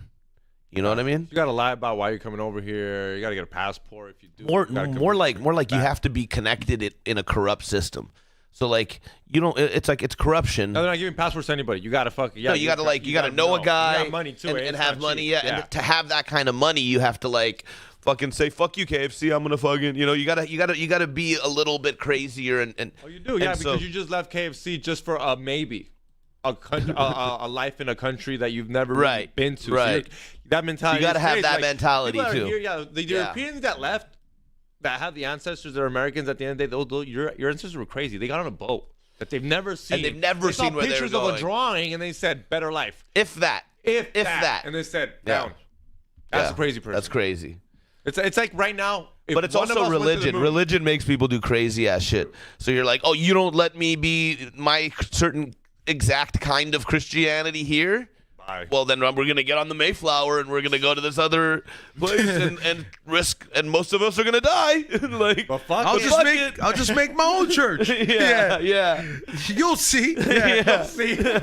Yeah, Same thing with the Mormons. Like they just like walked through the desert and shit. Like the reason Joshua Tree is called Joshua Tree is because like the Mormons were like fucking dying walking through the desert, and they saw the fucked up trees, and they were like, that looks like Joshua. and they were like, that's why it's called Joshua trees. It's because these Mormons thought they were hilarious. I'm never gonna see Joshua Tree the same. I love that. I've never been there. Shrooms and acid. Now I'm just like dead people. Oh yeah, speaking of acid, bro, you ever seen these? Dude, they're called tripping dots. So we've been I'm not a mushroom guy. I used to be, and I stopped after I really like took it too far at Disneyland one time. Like I took it too far to the point where like You realized it's I sweated through a whole hat, dude. Like because I just could not be comfortable, and it was just bad. And I used to fuck with them a lot, but I noticed that like when I tried acid for the first time, I noticed the comparison was like, oh, okay, some people when they fuck with ecstasy and then they get Molly, they start fucking with Molly a lot more because it's better, or like it's better quality. I don't know. I feel like it's more cleaner. But so I've been fucking with the spot called that makes microdose acid. So I have the spray version and I have this version. They're called Trippin' Dots. Hell yeah. And 10 of these is one tap. Wow, so you can really Microdose it. So like I usually do like 2 or 3, and I'll go on a bike ride for like 26 miles or 20 miles and just be rolling through it, and it's such an enjoyable feeling. And I used to be so scared to fucking do acid, bro. No, I love acid. But I usually don't microdose. Usually I do. Yeah, I'll give you some on the go. I love that. Thank you, dog. Appreciate you. You can take some. Do you remember that dating show I did? Yeah, that's Oh yeah, tonight. with Kim. Wasn't she there? and She was the host. And he's and he works on it too. Little did I know that I'm literally trying to win a fucking porn star. Yeah, she's I a go porn deep star. down the rabbit hole on this chick, and I see videos of she getting game banged by like 4 black dudes, dude. Yeah. And I'm supposed to kind of want to win her, and I kind of was like, Nah. So I went in there and did like my most misogynistic jokes. Yeah. And then she ended up it was a crazy night. You guys still doing that? Yeah, it's the next one's actually tonight. There's 6 in there. Thank you, dog. Yeah, the next one's tonight at the Comedy Store. If anybody wants to go that's watching right now, mention that you're a friend of Hormoz at the door and that I told you to come, and they'll let you in for free. Say you heard him on the podcast. So you heard him on the yeah. podcast. I'm gonna come. Anybody wants to go tonight? Right? Tonight. Tonight at 10:30 at the world So famous like, Comedy explain what Store. it is, because Hey, fools are gonna show. Like I know that there's like at least 6 fools in the chat room. show up. Yeah. That I don't know what they do for And a it's a living. little different now, actually, too. We added a bucket portion, so open micers can come and try and win a date with the girl too. Okay. So Girl was hot. I'm not hating on the girl. I mean, she's a porn star. She's got to be somewhat hot. Yeah, She's he got came big in here titties and super ass. shocked. I was like, bro, people have hobbies. Hobby, this is lucrative, dude. she got rules, dude. OnlyFans. She's so such No, a she's nice great girl. person. I'm not hating on that. I That's the just thing was is like whoa. people shit on sluts, but it's like sluts are just giving consent out to people who need consent. You know what I mean? And it's like there's not enough consent going around. If it wasn't for them, these my guys try to get it without consent. Yeah, dude. Or would be incels who fucking go shoot up the place. Like, Exactly. you Shout need out to more- sluts. Shout out to sluts Shout out for to sure. sluts. Can we say that? Yusuf? I mean, you said it. Yeah. Like you said, can you say that? You just said it, bro. Hey, Tonight it's not a slut that's the chick. It's a comedian, Sammy Weiser. It's gonna be really funny. Got a killer lineup of secret lineup of comedians competing. I got Saul Trujillo and Joel Jimenez and Lulu. And I have Carrie Thunderwood, the drag queen, as the panel. Kim's in Austin. She's going to be missed, but this one, we don't got Kim. Yeah, so it's going down tonight. Make sure you guys pull up and say. Oh, and it's a dating show. Yeah, it's a dating show. It's a dating comedy. It's really funny. Yeah, but it's a dating show. Someone wins the prize. She picks winner. She picks who she Yeah. thinks is So like funnier. 8 comics or 9 comics go up and do like a couple minutes of stand-up, and then the girl eliminates a couple of them. And then they do a Q&A, and she eliminates a couple more. And then at the end, she has to pick somebody. If the audience picks the same person, they win a date.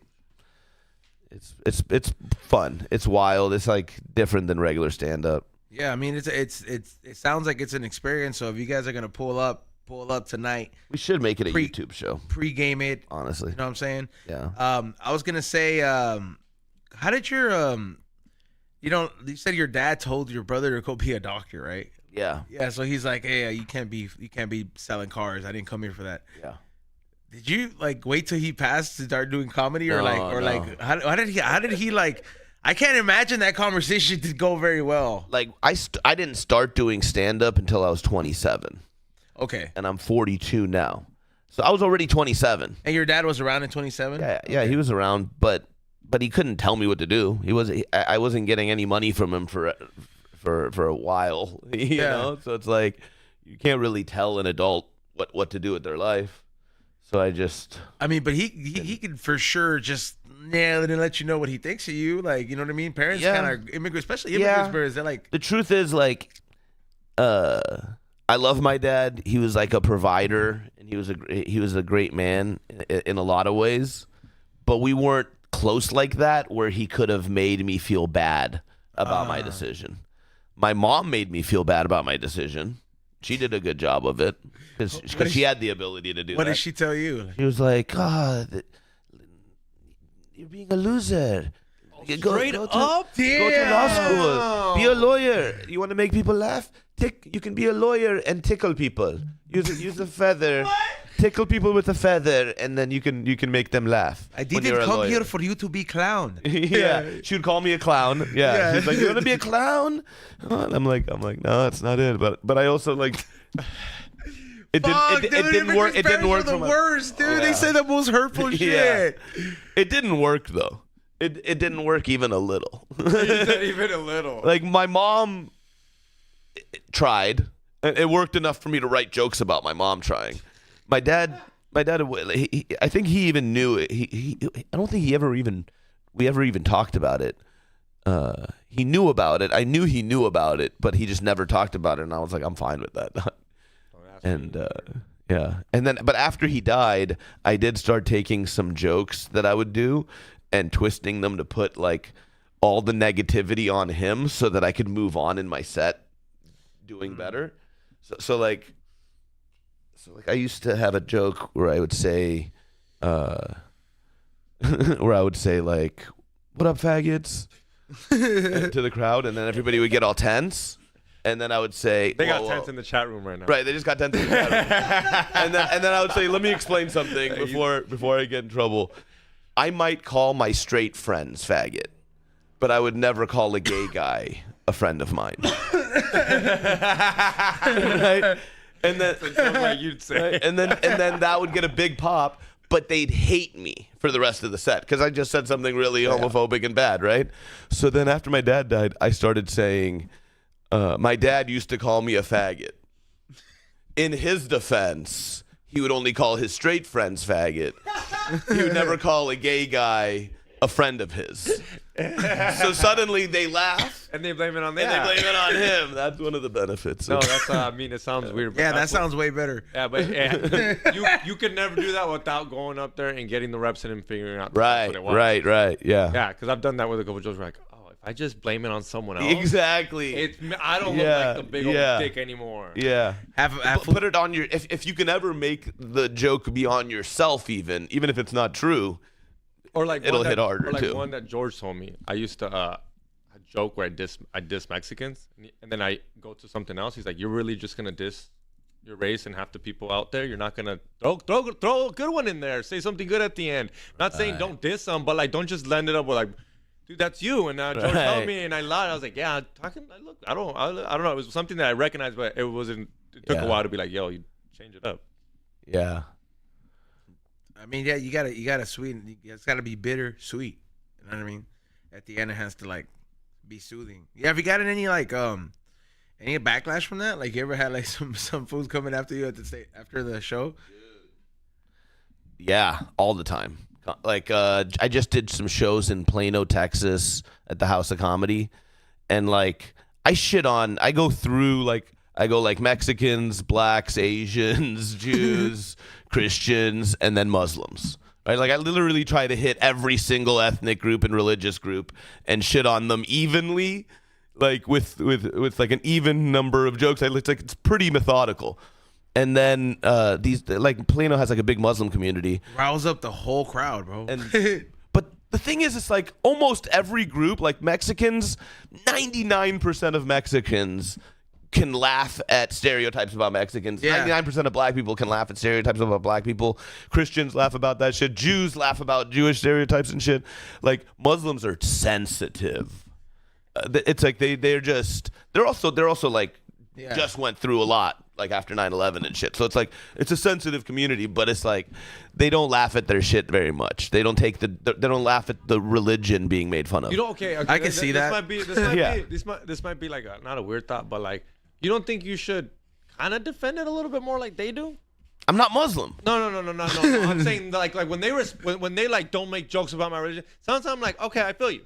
You know what I mean? Like sometimes I'm like, yeah, stand your ground, but then Christians just let you roll through it and you're like, well, let me keep roasting you. Yeah, because Muslims like really believe that shit. That's what I mean. Yeah. Like I kind of, if Christians started doing it, I would be like, well, you don't do Muslim. And so that's what I mean. Yeah. I kind of respect that they like, hey, don't fucking talk about that. So these Muslims, yeah, I mean, I'm not against them for having their beliefs. Yeah, I just think I just don't agree.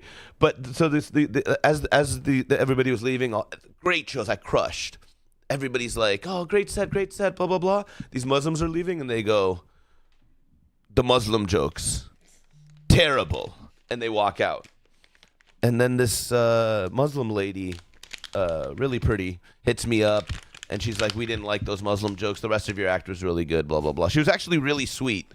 And usually I don't reply to anybody like that, but like she was so polite and nice that we started talking, and she was like, just so you know, there's a large Muslim community in Plano, and maybe you want to think again about doing those jokes. And then I replied, I was like, I know there's a large Muslim community in Plano, and I appreciate you guys coming out, but that's also why I did those jokes, because I feel like if you've got jokes about black people and you hear black people are coming to your show and you're like, okay, well, I won't tell the black people. Gotta test them out. That's fucked up, right? That's racism. If you have jokes that you only tell about black people when it's no black people around, you're a racist. Yeah. You have to say them to the black people. You gotta test them out in front of the black folks, dog. Right? That seems logical. Dog, when I make the black jokes and when I've gone up there, I'll look at the fools that are laughing to see if they're laughing. To see if they're, because I'm like, yo, bro, if this ain't funny to them. If you're too afraid to say it in front of black people, you shouldn't be taking that joke. Okay, but remember that one time we went to that open mic and we watered our shit down? First of all, that I was trying different shit and we didn't know it was a gay open mic, but they did not appreciate the homeless jokes I made about them being similar to cats, and I'm like, so I know his set, and he went with like the homeless jokes first, and they weren't hitting at all. So I knew he was gonna pussy out on like the fat people joke and all the other stuff. But we went to some open mic, and we thought it was an open mic, and like it was like super gay, bro. Like a woke open mic. No, I'm talking about like, it was like gay night or some shit, bro. Like there was a girl up there, there was a dude that went up there and did a whole Britney Spears routine, and I was like, all right, this is weird. We at an open mic? Yes. Yeah, and we had already bought a coffee because they made us buy coffee type of shit to perform. And I'm looking at these, I'm like, man, we should have left, but we kind of already paid. We're like, don't be a pussy, like. Stage time, yeah. They say that this is where you fucking grow. Let's fucking do it. And then we get called faggots because we're standing next to each other at this show. So we look like they said faggot to you? Yeah, they literally said, "Hey, you guys together?" And then I'm looking at these, I'm like, "Man, we do look together." Like, we do look like we're together. So they're not that woke. They said faggot. That's No, they what- didn't say that. Oh, they didn't say that. No, but Yeah, they just. there's not too many. Like gay fools don't call each other that. Like how you Yeah, know how he might have not said- girls call each other bitch. He might have not Right. said the F word, but the guy for sure said, but also, if Like- he's not your boyfriend, I'll suck his dick, though, pointing at me. Yeah, that's true. He did get hit on though. He was like, "Yo, I'll meet you in the bathroom," type of shit. I was like, "Bro, this is a coffee shop." Bro, yeah. And then we go up there. He said that, and we're scared to say our fat people jokes. It just got real intense in that room. I was like, we never went back to that one. Like, but then again, there's open mic scene is kind of weird out here, bro. If it's not an organic, like crowd, bro, it's hard to get people to show up to an open mic unless it's just a fun spot. Cause then, For cause sure. then- Who in LA would go to an open mic who's not trying to perform there? yeah, because You then have so you, many better options for entertainment. you become a comics comic. You'd have to be a crazy person. I started in D.C. where audience members would come to coffee shops and little bars to watch the open mic that night. You'd have real audience. It was crazy dope. You got to like Still really do that? I think so Yeah? because it's like there's only a couple comedy clubs and it's like a big city, and they don't have like all these artists like L.A. and New York and Chicago. Like I think that's a big reason why like somebody like Joey Diaz will fucking tell you, he was like, you want to know if you're fucking good? He's like, go to the middle of fucking nowhere, cocksucker. You know what I mean? He's like, go perform and see if you fucking do good in I front of all think these that's people. true. I think like 'Cause they go still to the have middle of the little country and go clubs. to Texas and places like that and perform for regular people. Yep. But also, the hardest place to perform, I think, is like a comedy club that gets tourists from all over the country, Like Vegas. Oh yeah, like Vegas, What's that, or, LA or room in LA Vegas? or New York, tourist comedy clubs, because you literally have a cross section of everybody in the country, and they're tired, you know, because at our level you're going up late when they're tired, and they're like, it's like if you're in Texas, like you know you can do jokes that like are towards conservative Texas type people, and you know that's gonna hit. You're like, I if you're in could the say- Bay, you know, like, oh, I do all my fucking softest shit. Don't fucking throwing out a lumpia joke. yeah. Don't fucking in the Bay. You say if you say the word homophobic, they're like, oh, I don't like this guy at all. Like, you can't say faggot. You're gonna like. I ate such a big dick in the Bay the night that Donald Trump got elected when he beat Hillary. I was doing this show at this big theater in the Bay, and it paid like $500. It was like awesome.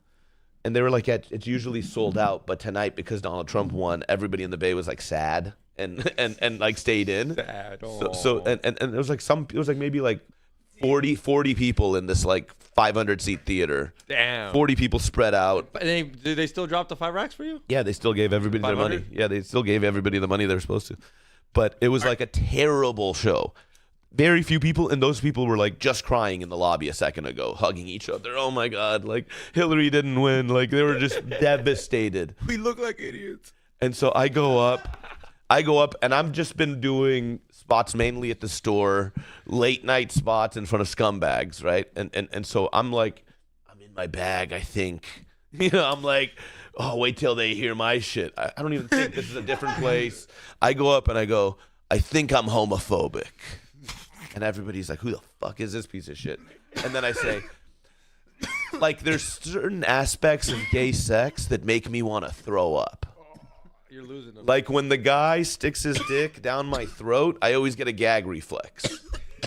And this joke's been crushing at the store, right? It's like fucking great misdirect. You think I'm homophobic? I'm a gay guy. That's right? Nothing. Just angry faces. Like, and I go, oh, fuck. I should have done the, like, I got made fun of growing up jokes first. Like, eat a dick for the 10-minute set. Get off stage, get handed a $500 check, and I'm like, sorry. But like, the lesson learned, though, you gotta like know where you are and know what audience you're performing in front of, and like unless you don't give a fuck about just eating the biggest dick. That was the biggest. Has dick. the LA comedy Xavier scene just changed? must not care. No. Has the LA comedy scene changed? Like, would Yeah. you say after the pandemic? Would Oh, you say for like sure. it's super? You asked It's them super that at the PC? beginning, No, I'm fool. saying it's super PC. No, I'm talking about the crowds now. I'm talking have the crowds changed from like when Rogan? Because everyone like I hear a lot of people saying they're super PC. I can't really fucking go hard still. I don't know, dude. I don't know. I say everything I want to say Maybe they're a little bit more PC, but maybe not. I don't know. It seemed like it was PC back then too, though. You know what I'm talking about? Most people, I'm actually all the podcasts I listen to. They're saying that the crowds in Texas is better. They come to LA. The crowds in Texas are and they're insanely like super good. Fucking like. The crowds in Texas are the best. For if you want to shoot a special, do it in Texas. Like those crowds are going to laugh harder and more. But that's also why I like LA. Is like because it's like if a joke gets laughs from 20 tired people or 20, if a joke can make it, like especially the fucking shit that I say, like fucked up shit that I say, because I try to say fucked up shit and get away with it. That's like my thing, right? And so if I can get away with it in LA. It's fucking. It has to be so good that the woke LA douchebags have to laugh. You know, like that's why I love Jesselnick so much. He's doing it in LA, building the craziest fucking stand-up act. You know what I wanted to say to answer your question or to add to it, that it's just that LA.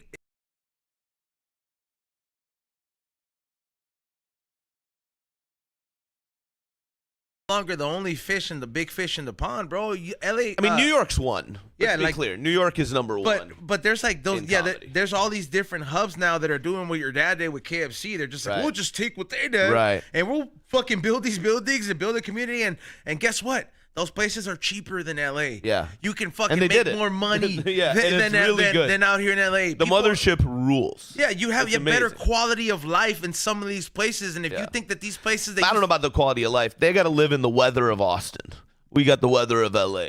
The quality of life for me involves like when I wake up and I go walk up a mountain and I smoke a joint and breathe LA air and I go and it's all swampy and shit. You said something very important. I smoke a joint. I don't fucking have to get in trouble. I'm not over there. They're on Austin. They're cool with it just because it's fucking Rogan showed up and all of a sudden weed's all right. But in Texas, you go into like Fort Worth, Dallas, or all those states, and you get caught with some weed, you can do some time. Yeah. Yeah, no, I get it. No, I get it. It's like I was in Dallas smoking hella weed. People told me they're like, be careful. Vape pens, good luck. You get caught with the vape pen, that's considered like Jason Rouse told me. Yeah, he told me. I bought cigarettes just in case I saw like people coming by. I would light a cigarette and just have a lit cigarette so that they think the smoke's from this cigarette that I'm holding. Yeah, no, it's wild, I guess, but. Some people can make those sacrifices, bro, to technically have a better quality of life. Some people just like they don't care about the weather. They're just like, hey, bro, rent's cheaper and I live comfortable. Yeah, if I got like, because some people at the mothership get like I think 600 a spot. Like if you're passed by Rogan into those spots, you get 600 a show.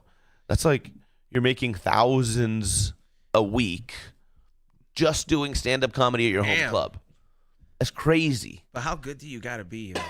He's not letting a lot of people on. That's what I'm saying. It's not a lot, but if you get to that point, it's like who wouldn't move there? Yeah, like I don't you can even make think, too much money and make a great living and perform in front of great crowds. But I still think that performing in front of crowds that laugh like harder makes your jokes have to be better. It's like how you sharpen your weapon. It's New York's the best because they have tough crowds and a lot of stage time. Austin's got an argument for being second place right now because they've got more stage time, I think, for the size of the group it is. It's like more stage time than you can get in LA because you have to drive so much. You'd have to be in at Laugh Factory, Improv, and the Comedy Store, like Superstar in, where you could just show up and do all the clubs to get as much stage time as you can. And I've seen people where I've heard it, hey, let me go up before because I'm trying to get the home run or what do they call it? Like, I got a hat trick. A hat trick. They'll be like, yo, like, can I go up before you? Because I'm trying to get the hat trick. And that means they got to hit all three of them. And it's like, it's a drive. And then there's the Hollywood hat trick, which is Laugh Factory, Improv, Comedy Store. And then there's the Comedy Store hat trick where it's all three rooms in the Comedy Store. Oh, yeah. And then there's like probably like. But you can do that in New York, like, every day. Yeah. Yeah. I mean, if you're in. You don't even have to be a superstar. You just have to be passed. You can still perform like I heard it like 4 a.m., 3 a.m. There's clubs that just keep going on, like because people out there stay up. You know, it's hard to be living that life, bro. Wait up. Let me ask you. You say they stay up because they're allowed to stay up. If LA became 4 in the morning hours, city, do you think it would change? Do you really think people would go out? Do you think people? Because I'm in New York where I'm chilling, and the homies like we're leaving at we're leaving at 11. How and I'm mad like, did wait, we used to that's get super from? late. How mad did we used to get when we Yeah. were coked out? They were getting kicked out of the Comedy Store at 2 a.m. No, some people would chill. New York's different though too. It's like New York is densely packed with 8 million people in a small island, right? Or like a small few islands. Like here we're spread out with like what, like 6 million or something like that, spread out. So it's like it's harder because a 4 a.m. cellar show. I don't know if they do shows that late, but if you had a comedy club running a 4 a.m. show, and there's 8 million people, not 8 million, but if there's 1 million people that could walk or take a short ride to come to the show, like even at 4 in the morning, there might be a few thousand people who are interested in doing that. Here, it's like it's much harder, and with driving being a thing, if they pulled it to DUIs, and what people are more worried about is people who are 6 a.m. still drunk while people are on the road going to work. That's why it's always been 2, because it's like 4 hours to sober I up always by wondered 6 a.m. why. Yeah, it lets people sober up, and then people don't crash into drunk people at 6 a.m. Construction workers going to work. Yeah. Fuck, yeah, Mexicans. You don't want Mexicans crashing into the fucking. I didn't really think that was the whole rule behind it. Yeah, I'm pretty sure makes sense. I mean, it's it 4 got some hours logic, to sober up. Because when I used to be younger and you used to take it to the limit and just be drunk and you had to work the next day, there was times where you would feel like, fuck, I still feel fucked up. For sure. Yeah, and you're like, but I fell asleep for a little bit, so I must be cool. Right. Yeah. Man. Alcohol poisoning. You ever been close to that, Xavier? I don't think so. I mean, I've thrown up. That's alcohol poisoning's throwing up, period, generally, but I've never needed to go to the hospital. I've thrown up. Getting my stomach I've pumped. never blacked out. You've never blacked out, but do you drink a lot? No, I don't drink a lot. But like if I drink, it's tequila. I might have like I remember when Brody Stevens died, I was drinking a lot those weeks after. I would probably drink like 10 to 12 shots. That doesn't black you out? I still remember. Yeah, it takes it. I didn't forget. You can't remember the whole night, though. I mean, I don't remember the whole night ever. I don't remember the beginning of this podcast. I smoke weed constantly. Like I don't remember anything. So maybe I'm constantly blacking out. I do. I think. I do 100% agree that the weed will wipe out certain memory parts, bro. You'll start forgetting shit because, like I told you, I hired my little cousin to start helping me out with different shit, and I get so impressed at the fact that he's just able to retain fucking instructions and not fuck shit up, bro. Right. I'm like, somebody will tell me, I'm like, what? I gotta record you telling me the instructions so I can replay it later. Pay attention, bro. But yeah, and I'm just like, oh, this is a sober mind. Yeah. There's nothing. It's just weed, really. Yeah, You get off weed for like a day, and you're like, oh, my brain's back. But fuck that shit. I think it's gonna take more than a day, bro. Like I think my brain thaws out. Like when I go to Japan. You ever take a break?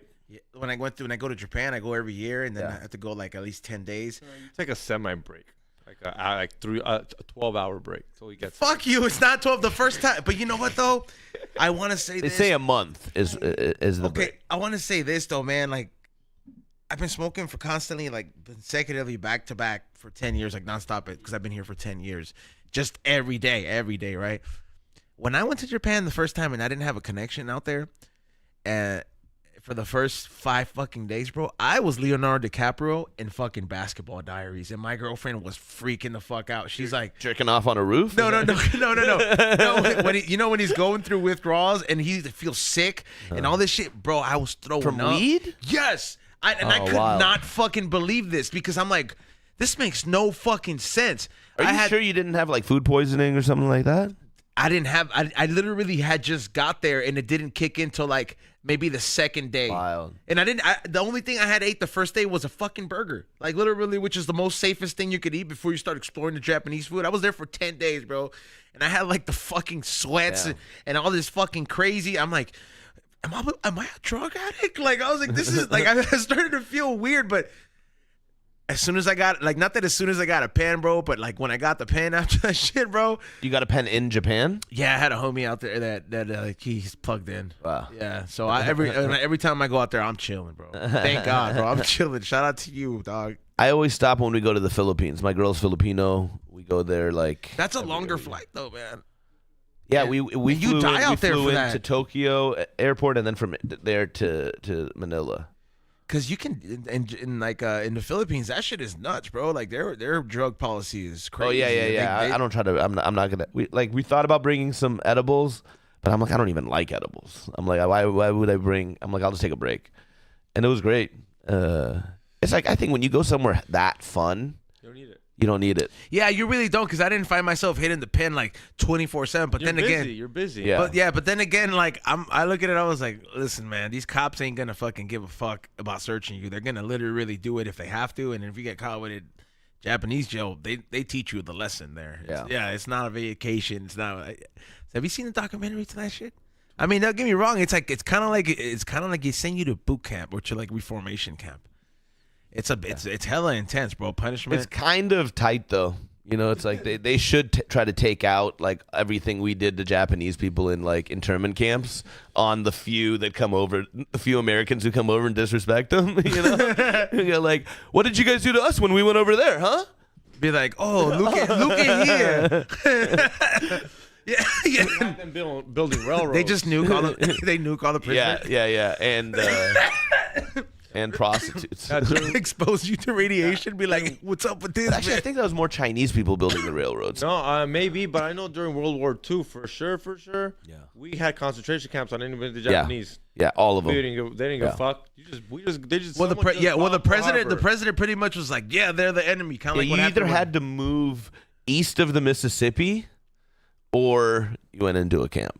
Yeah, you had to go to a camp. Super fucked up. It's crazy how they were all mad about the Jewish camps. But we had camps right here, dog. Yeah. Literally. Not the Less same, bad. but Our yeah, camps that's weren't it. as bad. Not Not same, as but bad. still a camp. Well, I mean, Our camps were more fun. We weren't putting foods in the microwave, dog. Chill. No, dog, yeah. like we were just feeding them microwave food. yeah. Their bro. camps were funnier, better jokes though. Better- Yeah. For sure. The German camps had funnier Jew comics in the mix. You know, those guys were hilarious, dude. He's right. Jewish Yeah. people are Right? funny. Yeah, bro.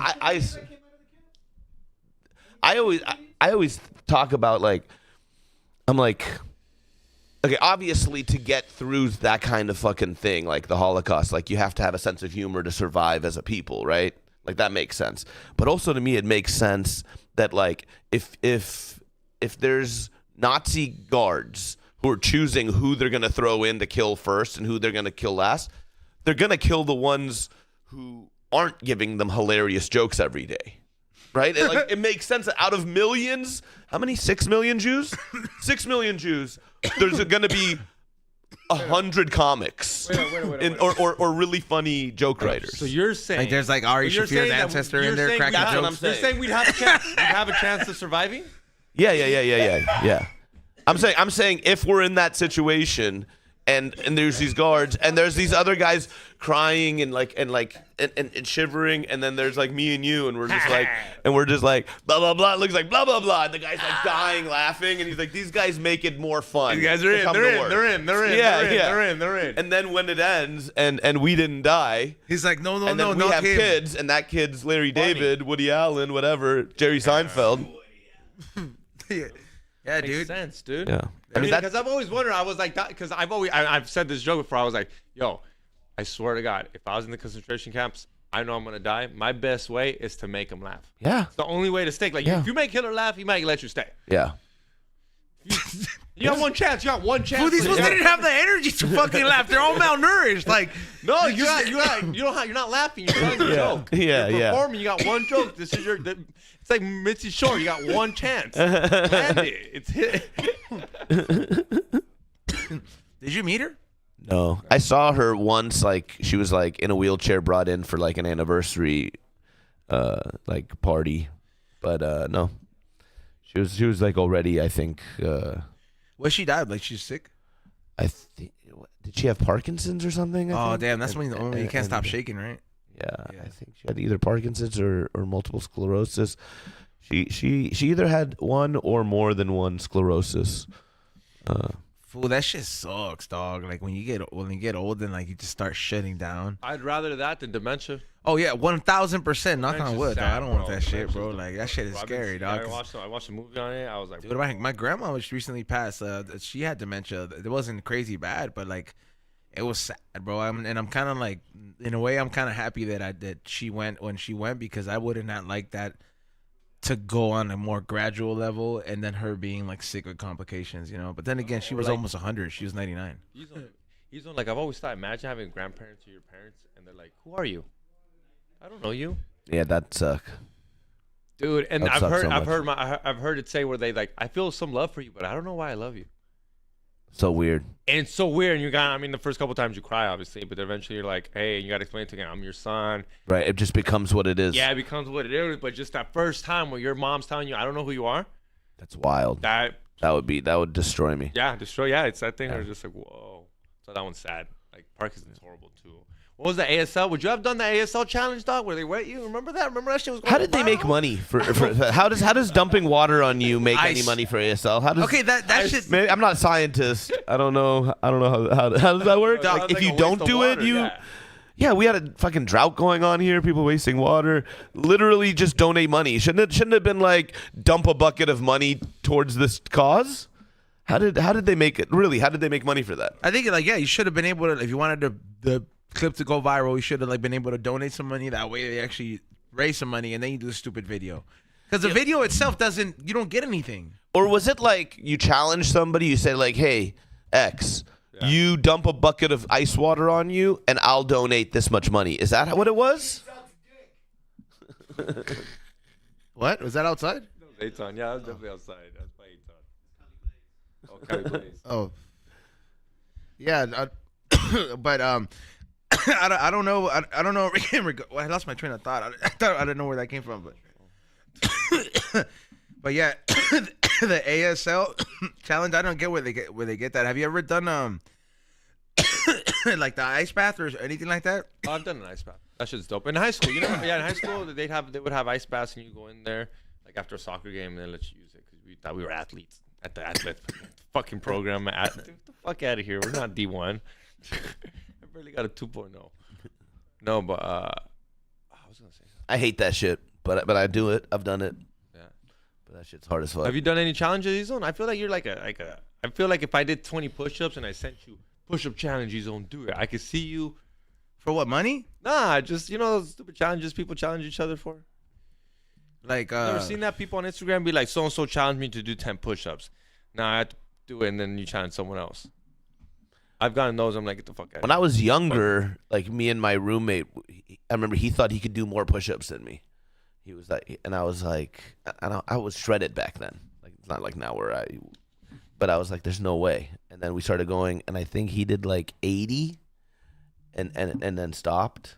And I was like, I'm going to 100.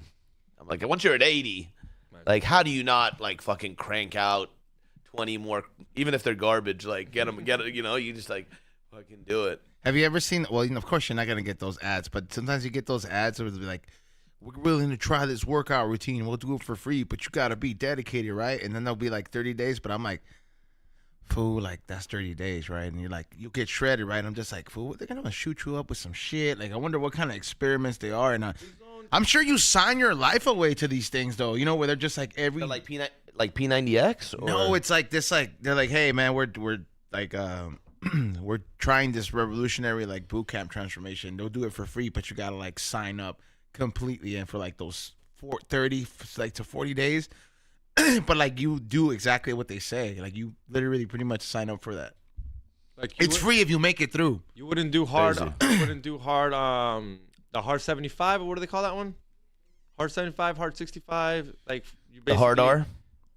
Super hard R. The hard R75. You know what I'm talking about? Nah, I don't. What is it? I mean, but that's just working out. It's not really like I'm talking about like, okay, let's just say we all got casted for like 300, right? Like they're filming 300 part 2, and those supposed to have to be jacked, and it has to be real. Like you have that's some intense routine workout they have to. But they go couldn't through do that. 300 part 2 because the Persians killed all 300.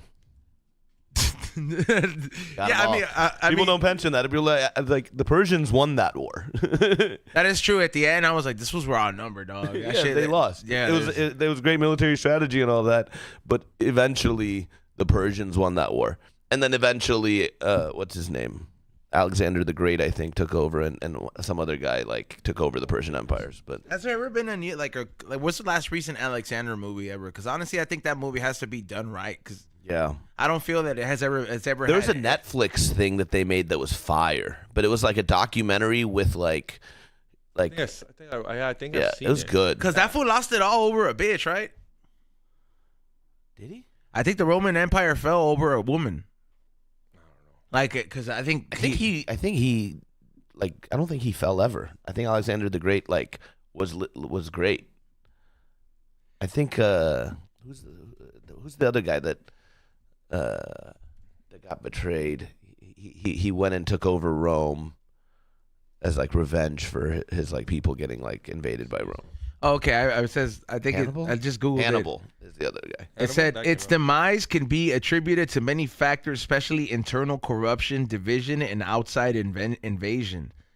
As Rome grew in size and population, the rulers of Rome became very corrupt. Sounds like, familiar. Rather than serving the interest of the empire, rulers, generals, and politicians became more concerned with protecting themselves. Yeah, that's like way after Alexander the Great.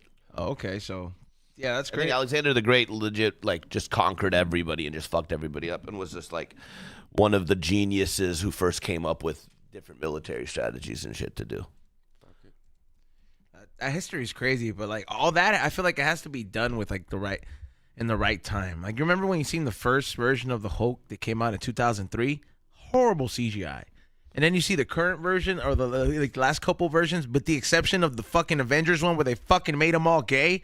But the current other ones, pretty fucking sick ass Hulks. You know what I mean? Like, it should have been done. Like, should have been done at the right time. And I think now, like a movie like that, would probably kill, bro. Well, it's like looking at 2K when it first came out, and it's all like boxy and terrible, and now it like legit looks insane. Like, it looks like you're watching a game.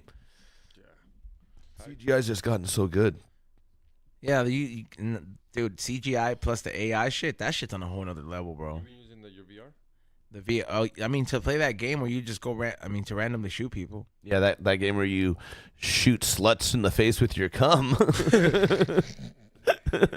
There's like different, there's different ones. I don't believe that anybody owns a VR headset who doesn't masturbate. I'm not touching any man's VR. I don't. Exactly. Hey, can you try it? No. Unless it's right out the box. Like we can test it out. I don't know. Do you have alcohol swabs to wipe everything down? Cleaning like a dab rig. Yeah, legit. We're gonna soak your VR. Yeah, straight up. Hey man, oh shit, damn, we ran through the time. Salute to everybody that's been up in the chat room. Thank you everybody who has been who patiently waited. Sorry for the inconvenience in the beginning. There was some technical difficulties with our camera. However, make sure you guys get your tickets for August 9th. August 9th, it's going down in the Valley. We Don't Smoke the Same live. We got some special drop-ins that will be coming on. Eitan will be there showing you guys how to roll with a funky fill tip. First 10 people will get a free tattoo. Free We Don't Smoke the Same tattoo. Make sure you guys pull up. It's not small, but it's like, we're limited on seating. Intimate. It's a very intimate. We're gonna hotbox the place. Just know that. Yeah. Oh yeah. And Where is it? The Green Room in the Valley in Ventura. So make sure you guys pull up, get your tickets to that. Trust me, you guys get hooked up just by getting tickets. I'm gonna try to make sure that we get something from Weavers. Maybe he has something available so we could smoke something dope, like a piece of art there. But yeah, August 9th, secure your tickets. Aside from that, we want to thank our guest, Hormoz, for coming on. Thank you. Thanks for having me, guys. Where can they check you out and follow you at, bro, and hear something? Maybe go to watch some comedy and not get offended? On social media at Not Hormones, NOT Hormones. I wanted to be at Hormones, but a trans therapy doctor beat me to it. Really? Yeah. Damn. So if you want trans therapy doctor? So if you want gender reassignment surgery, go to at Hormones. If you want jokes about trans people, go to at Not Hormones. Yeah, thanks for having me, guys. I had a great time, dude. I'm high as shit. Fuck yeah. Hell yeah, man. I'm glad. That's the way everybody should leave from this podcast. Just high as shit. Dude. There should be like we should start getting tagged in like what they go eat afterwards. You know what I'm saying? Like, cause I know motherfuckers. They probably stop by, get the munchies somewhere. Like how Tony Hawk ate McDonald's. I'm gonna go to sleep again. I'm gonna go home and go immediately to sleep. Hell yeah, that sounds pretty good. Ray, you got a mic or no? Okay, well, thank you, Ray, for holding Thank it down. you, Ray. Morning Shot Films and And thank you for this, dog. Morning Real Podcast. Oh yeah, that'll come in handy, bro. Trust. 4 will be cool. 4, like you'll be chilling especially if you take normal acid. Do 2 and then do 4. Just so you'll feel the 2. You did 4, right? Yeah, but saying so it's either. What's the most acid I you've would ever do 2 done? and then do the 4. I've only gone to like 6 of these. So like, what's 6 out of 10? Like 60% of a tab. This is the only kind of acid you've ever done. I've always Yeah, been spray scared. too. So Get this. some Oh yeah, spray. and the spray. I have a spray, but I ran out of that one. I'm gonna go get some tomorrow. So you never come close to the deep end. No, he's never gone deep end. He's I, never done I hate not being in control. Yeah, you won't be in It's control. horrible. You will Yeah. not be in control. The deep end is horrible. Yeah. I've But- only been once. Yeah. Never again. But it is fun when you get right before the deep end. Oh yeah. Right sometimes you go too deep. The closest. And you're like, fuck, I should have got way too deep. Like I went like 1 hit, 2 hits, 3 hits, 4 hits. Great time every time. And then on my birthday one year, I was like, I'm gonna do 5 hits. 5? Too much. Felt like I was like, is my brain like this forever? Yeah. But then Hit that like button. Yeah. Hit that like button. Subscribe. Tomorrow we have Bart's Barbecue. We I about forgot. This weekend. Yeah, we have Yeah. Bart's. For sure. Hit that like button. Subscribe. Hopefully, Bart's pulls up with some tomahawks. Let's run it. That would be pretty crazy. Run it. And yeah, let's go. Let's pack this place out. August 9th. Come Yeah, on, the let's do link it. is in there, so Yeah. make sure you guys. Like I said, it's gonna be a very dope thing. And we're working on some very great guests for you guys. I've been texting. I would literally put it on my to-do list, and I'm like, text everybody that you think would be a dope guest on your contact list. And there's a lot of dope people in there. Yep. I was like, damn, I have this person's number. But then you're looking like I haven't texted him since 2015. They probably don't. You know what I mean? There's probably all these there's all these like holy shit. But yeah, make sure you guys stay tuned for that. So hit that subscribe, thumbs up. Go to flavorsbyezone.com. Thank everybody who took advantage of the deal of the hours, which is the one I always post up while it's going down on the show. There's a lot of new stuff on the website. Make sure you sign up to the newsletter for a discount. There's a new High and Hungry episode coming out on Saturday where we went to the Compton barbecue competition. We were there in support of Full Send. And hey, man, this is a pretty dope event. So make sure you guys check it out. Trust me, we always take you to the most great places with the most great food. So follow High and Hungry TV. And thank you for almost taking us to 10,000 followers on the We Don't Smoke the Same podcast Instagram. So we're almost there after being deleted for the first time, Xavier. Yeah. So with that being said, yeah, make sure you guys tune in tomorrow, 7 to 9. Peace out.